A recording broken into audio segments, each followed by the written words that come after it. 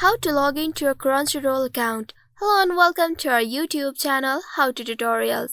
In today's video, I'm going to show you how I can log into your Crunchyroll account. Crunchyroll is a popular streaming service primarily focused on anime, manga and Asian dramas.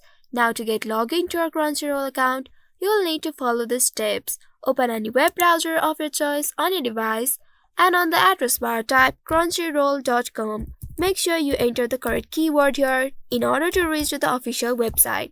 Now once you have entered this keyword, press the enter button to browse it.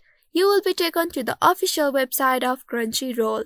Here on this page, at the top right, you will find the profile icon. Once you find this profile icon, click on it.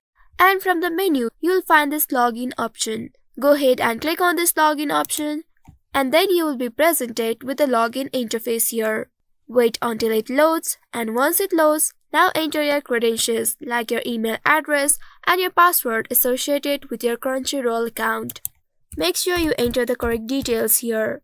After entering the password, you can also click on this show button at the right side to reveal your password and check if it is entered correctly or not. If in case you don't remember your password, you can click on this forgot password button at the bottom and follow the on-screen prompts to recover your password.